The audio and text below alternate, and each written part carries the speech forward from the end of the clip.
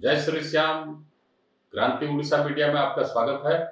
मैं हूं नंद किशोर जोशी।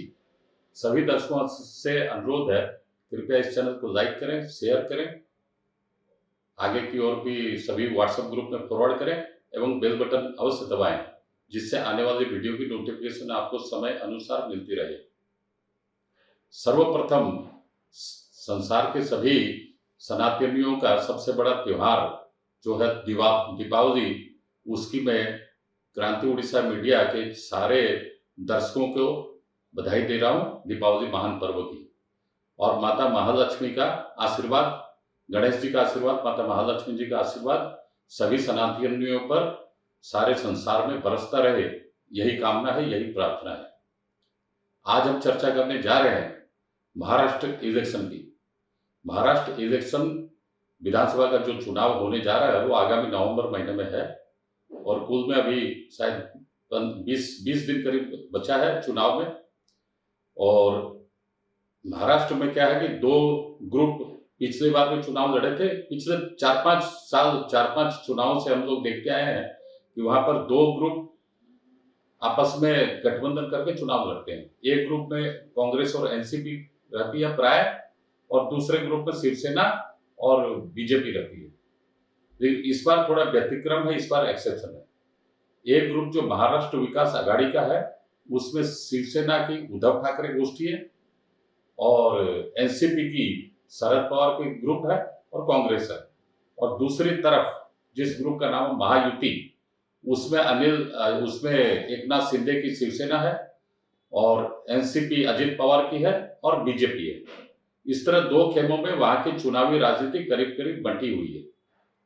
और अभी महायुति जिसमें बीजेपी है, इसकी शिंदे की जो शिवसेना है और एनसीपी की अजित पवार है, ये लोग अभी पावर में है।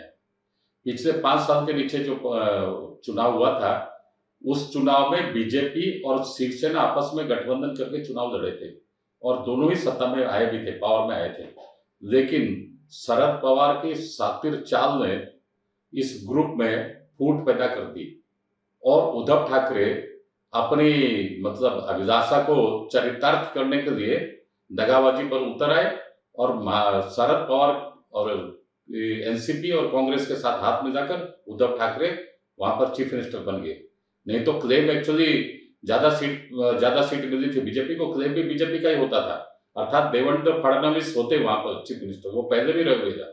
लेकिन देवेंद्र फडणवीस को नहीं बनाना है, खुद उद्धव ठाकरे को बनना है, इसलिए वो शरद पवार की चाल में फंस गए और उन्होंने पाला बदलते दुश्मन के कैंप में, जो राजनीतिक दुश्मनी है उनके कैंप में चले गए और खुद चीफ मिनिस्टर रहे।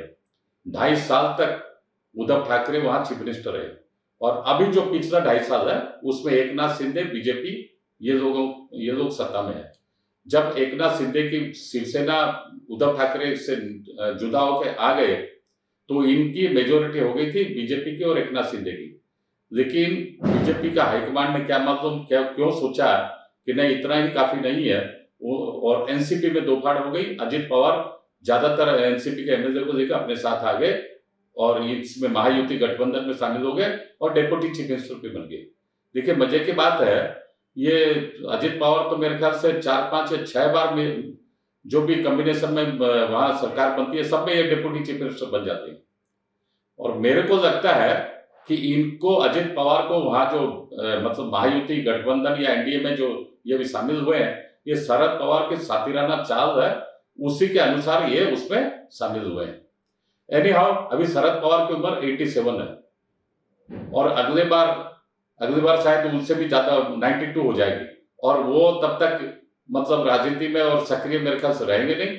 इस बार उनके जीवन का मेरे ख्याल से राष्ट्र चुनावी राजनीति है और वो चाहते हैं कि कैसे भी हो मेरी बेटी सुप्रिया सुले जो बारामती से एमपी है, उनको चीफ मिनिस्टर बनाया जाए। और उधर दूसरी तरफ महाविकास आघाड़ी में उद्धव ठाकरे हैं जो 2.5 साल मुख्यमंत्री रहे बीजेपी के साथ में दगाबाजी कर, वो चाहते हैं कि मेरा बेटा आदित्य ठाकरे चीफ मिनिस्टर हो जाए।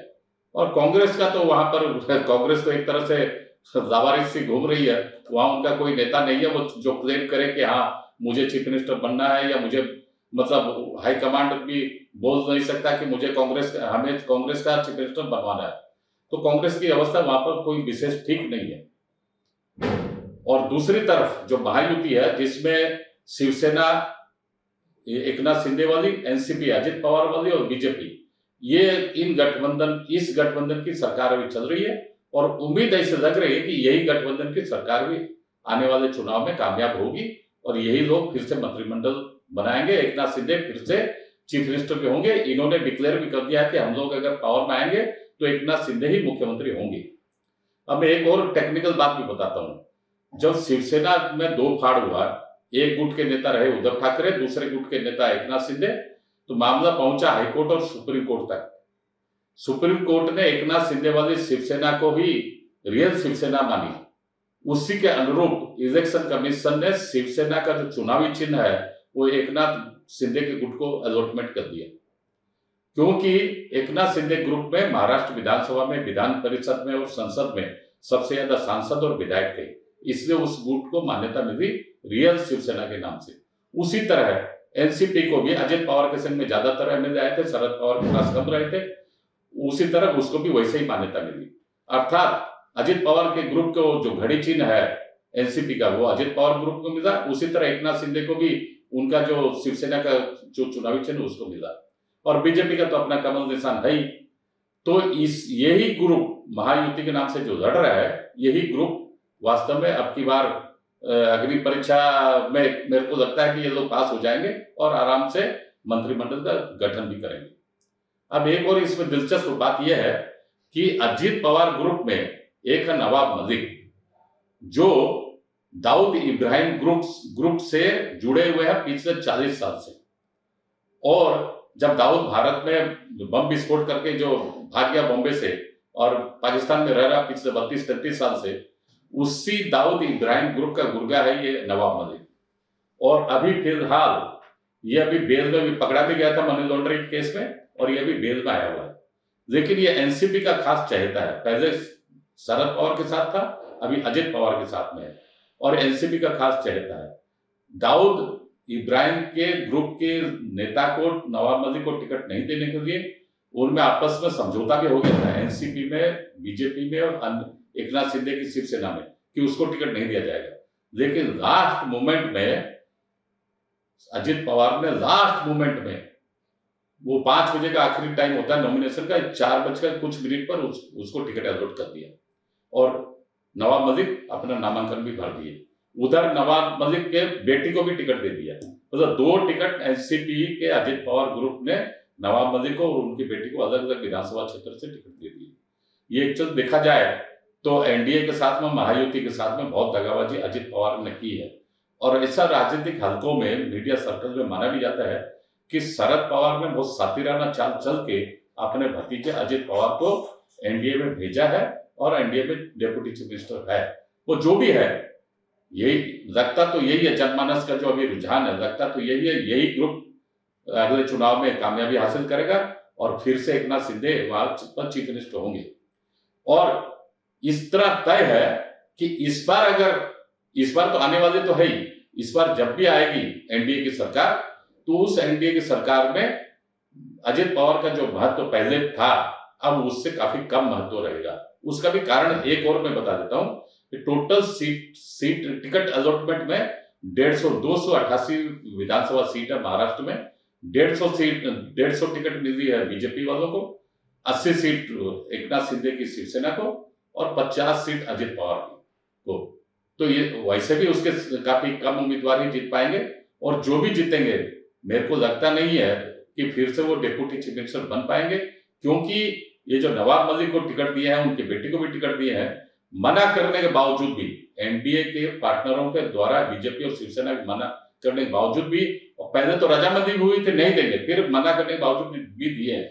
इससे यही लगता है कि पावर में ये जो ग्रुप आएगा, महायुति ग्रुप, जिसमें एकनाथ शिंदे होंगे चीफ मिनिस्टर, बीजेपी भी रहेगी सीनियर मोस्ट पार्टनर, उसमें अजित पवार को और चांस नहीं है मंत्रिमंडल में।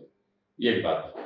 दूसरी बात यह है कि जो महाराष्ट्र में जो लोकसभा का जो चुनाव हुआ, वहां पर 48 सीट थी, उसमें भी सबसे कम परफॉर्मेंस, सबसे खराब परफॉर्मेंस इसी एनसीपी की अजित पवार ग्रुप का रहा है। इवन अजित पवार की वाइफ जो शरद पवार की बेटी सुप्रिया सुले के संग में बारामती में चुनाव लड़ी थी, उसमें बुरी तरह से वो हार गई, मतलब भाभी हार गई नड़द से। और एक भी सीट नरेंद्र मोदी ने केंद्रीय मंत्रिमंडल में उसको स्थान नहीं दिया अजित पवार के ग्रुप को, क्योंकि लोकसभा सीट तो प्राय सब हारे गए थे। इक्का दुक्का इसके अंदर में है, 2-3 है राज्यसभा में, फिर भी नरेंद्र मोदी नहीं दिए। और लगता है कि अजित पवार का भी ये खेल खत्म है इस बार। शरद पवार का तो उम्र के हिसाब से वैसे भी खेल खत्म है। और एक ही उद्धव ठाकरे की मंशा है। देखिए, शरद पवार की मंशा मेरी बेटी सुप्रिया सुले महाराष्ट्र मुख्यमंत्री बने, उद्धव ठाकरे की इच्छा मेरा बेटा आदित्य ठाकरे मुख्यमंत्री बने। ऐसे ये लोग सब अपने अपने मंशा पाले हुए हैं। और एक सीट से जहां से ये खड़ा हुआ है आदित्य ठाकरे, मुंबई महानगर की सीट, उसमें उसके सामने एकनाथ शिंदे ग्रुप की तरफ से खड़े हुए हैं मिलिंद देवड़ा, जो बहुत ही, वो अभी सांसद हैं, राज्यसभा से मेंबर है और पहले केंद्र मंत्रिमंडल में भी थे मनमोहन सरकार के समय में। बाद में उन्होंने एकनाथ शिंदे ग्रुप की शिवसेना में ज्वाइन कर दिया और उसके पीछे बहुत बड़े बड़े हमारे इंडस्ट्रियल हाउस भी हैं भारत के। और लगता है कि मतलब मिलिंद देवड़ा बहुत पॉपुलर भी है बॉम्बे में। लगता है कि वो इसके जो उद्धव ठाकरे के जो बेटे हैं आदित्य ठाकरे को, उनको जबरदस्त पछाड़ देंगे और वो जो मनसूबा पाले हुए मुख्यमंत्री का, उनके मनसूबे धरे रह जाएंगे। वो जो मुंगेरी लाल के हसीन सपने हैं, वैसे ही स्थिति करीब करीब उनकी होने वाली है।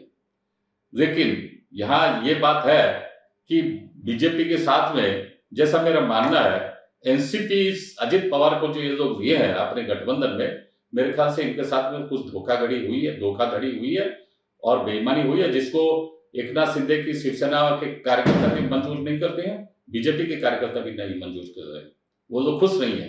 एनी हाउ, इस बार जो है इनकी ही सरकार बनेगी, ऐसा तय है। एनडीए की सरकार बनेगी, महायुति की सरकार बनेगी। और अजित पवार का विदाई, मेरे को लगता है कि क्या तो विदाई हो जाएगी एनडीए से, या नहीं भी होगी तो वो ऐसे चुपचाप पड़े रहेंगे।